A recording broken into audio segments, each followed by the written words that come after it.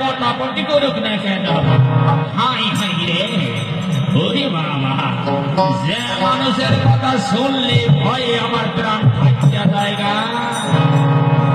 Better কথা শুনলে আমার রাতে ঘুম হয় নাই গে, বেটার বাসায় আমার যাইতে হয়, আমি সত্য নারায়ণ সুধাই, বেটার যতই আমার বুঝাক না কেন আমি যাবো রে, আমি যাবো এ বাবা রে, বাচ্চা খাই যাই না শুই না, কেউ কি প্রাণের বিসর্জন দিতে পারে না কি ভাই, এইটা কোনদিন হইতে আমি নেব না, আমি যাবো রে, বেটার কাছে আমি যাবো রে, বেটারা যতই গৌ যতই বুঝাতে কামাগেতে কাটেব, বেটার হাতে জীবন দিবার যাবো না। সত্য নারায়ণ সত্য নারায়ণ গৃহে আছে সেটা গিরে ভাই, হাই হাই রে বেটারা হাই সাই গেছে রে ভাই, আয় কেলে যাইছে রে ভাই, শোন ভাই ওই যে মাধব ডাকাত আছে না, বেটার লেগে একটা পরামর্শ করছি আমরা, বেটার ভয়ে তো তুমিও ভালোভাবে থাকতে পারো না, আমরাও তো রাতে ঘুমাতে পারি না, একবার তার দর্শন হয়ে গেলেই একেবারে টিকিট আমাদের জরুরি রয়েছে, এর জন্য আমার ভাগ্নিটারে তার হস্তে তুলে দিয়ে যদি কোনোদিন আমার ভোগ ওই হতভাগী আমার ভাগ্নি যদি তারে বুঝিয়ে সুঝিয়ে ভালো জায়গা নিয়ে আসতে পারে রে ভাই, তবে তোমরাও বেঁচে যাবে, আমিও বেঁচে যাব, এলাকার মানুষ সকলেই বেঁচে যাবে। একেবারে হাসা কথা বলছে, কিন্তু আমি জানি তোমরা যতই বুঝাও না কেন ভাই, জীবন বাচ্চা থাকতে কেউ কেউ জীবনে দিতে যায় না গিরে, এই খাতায় আমি যাবনি, যত দেহা লাগে আমি দিয়ে দেব, কিন্তু ওই মাধবের সামনে আমার লয়ে যাস না রে ভাই, আমি বুঝা মানুষ, হাতে পড়লে একবারে বাকি জীবনটাও চলে যাইব। তুই কোনো চিন্তা করিস না, আমি তো আছি ভাই, চল কিছু অর্থ নিয়ে ওই মাধবের কাছে আমাদের যেতেই হবে। আচ্ছা এত করে বইতাছ যেহেতু, তবে নাও জায়গাটা হইব হইব, একদিন একদিন বেলার হাতে আমাকে মারতেই হইব, তাই না? চল চল চল, দেরি করি না, চলো চলো চলো।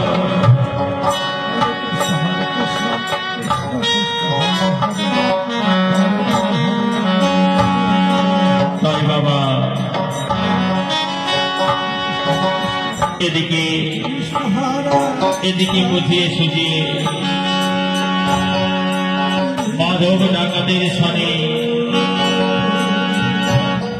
এই ভক্তি পরায়ণা পদ্মার বিয়ের আয়োজন করতে চলছে মাধবের কাছে, আর এদিকে মাধব কিভাবে কেমন করে চলছে,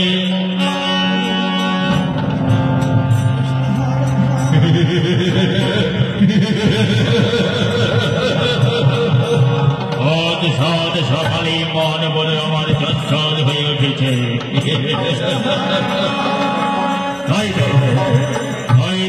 আমি সিদ্ধান্ত করেছি এই শুভযাত্রাপথে আমি এমন একটি জায়গায় আজ আমি তাক লাগিয়েছি, একদিন সেখানে চিন্তায় এমন ভাবে করবো, হয় পুরোপুরি তাকে নিঃস্ব করে চলে আসবো, নচেত ধীর সকল মানুষকে জীবন্ত কবর দিয়ে আমি ফিরে আসবো আমার বাসা বাড়িতে।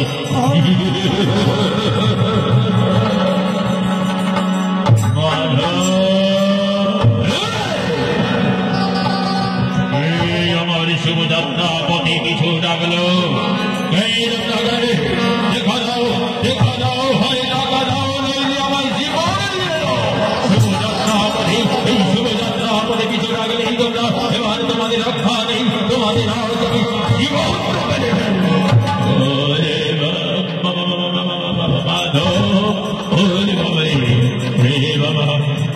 একটা কথা শুনে রে বাবা, আমরা এসেছি তোমার ভালোর জন্যই, ভালো মন্দের বিচার করে হবে, আগে আমার শুভযাত্রা পথে আমাকে কিছু অর্থ দাও। হয় বহুবিধ অর্থ আমায় দাও, নইলে তোমাদের এই জীবন আমাদের জেনে শুনে মৃত্যুকে বরণ করতে এসেছ আমার কাছে।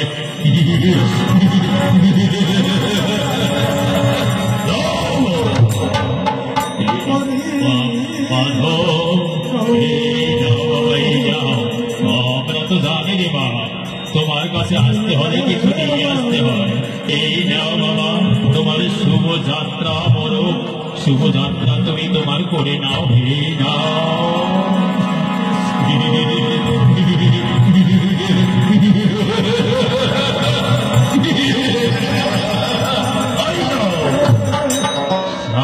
সকলেই আমার শরীরের শিরায় উপশিরা থাকলো এক টক বক করছি আমার হৃদয় মন্ত্রে। আমি জানি আজ আমার যাত্রা পথ আমার শুভ। বলো আমার কেন তোমার স্বইচ্ছায় আমার কাছে এসেছো বলো।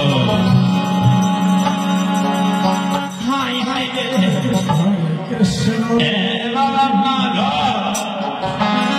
মাধব রে,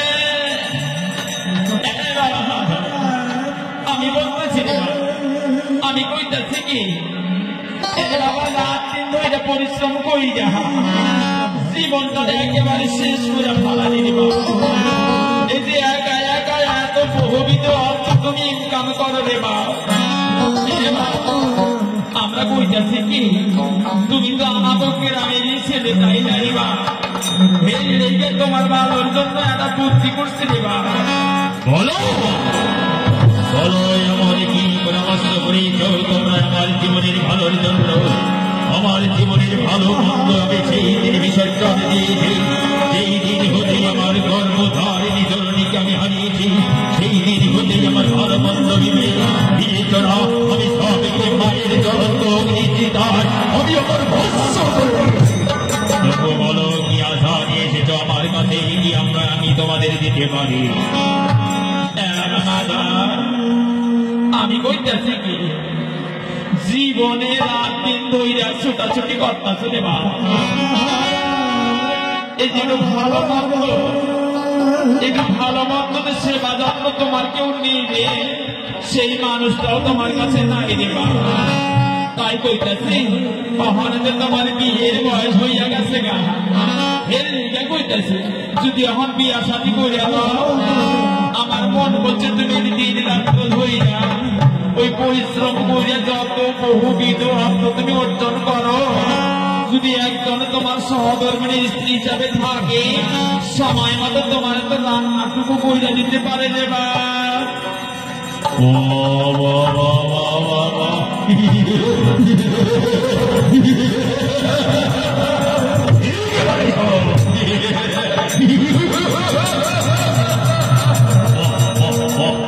হৃদয় বড় আমার শীতল হয়ে গেল। একদম আচ্ছা বলেছ, ঠিক বলেছ তুমি।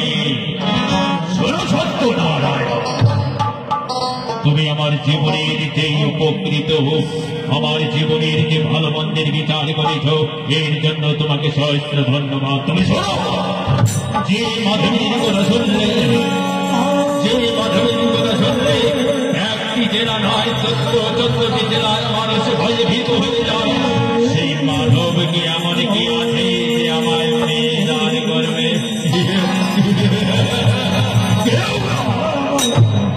তাই আমি জোর করে অর্থ ছিনতাই করতে পারি, কিন্তু কোন মানুষের জীবনকে নিয়ে আমি ছিনিমিনি ফেলতে চাই না। বিশেষ করে ওই মা জাতকে আমি বড় মন থেকে ভালোবাসি।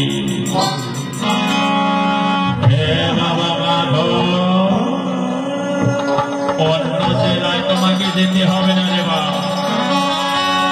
যদি কৃপা করে আমার হতভাগী আমার একটা ভাগ্নি আছে, তার নাম পদ্মা, তাকে যদি কৃপা করে গ্রহণ করো বাবা, তবে আমার মাথা থেকে এত বড় একটি বোঝা নেমে যাবে রে বা। তোমার পায়ে ধরি বাবা, তুমি দয়া করে আমার ভাগ্নিটাকে একটু নিজের করে নেও না রে বা। তুমি বলে রেখো আগামীকাল মই যাবো আমি বিয়ের সাজে, আর সেখানে গিয়ে যদি দেখি তোমরা আমার সাথে চতুরানি করছো, তবে একই সঙ্গে তিনজনকে আমি মৃত্যুর মুখে সহিত করবো। আমার সময় নেই, আমি এবার শুভ যাত্রা আমাদের চলছি, আর তোমরা বিবাহের আয়োজন করো। আগামীকাল উত্তর সময়ে আমি যাব তোমার ভাগ্নিকে আমার জীবন সঙ্গিনী হিসাবে, আমি আমার স্ত্রীর মর্যাদা দিতে আমি নিজেই যাব বিবাহ বন্ধনে ওই তোমার জমিদার গৃহে।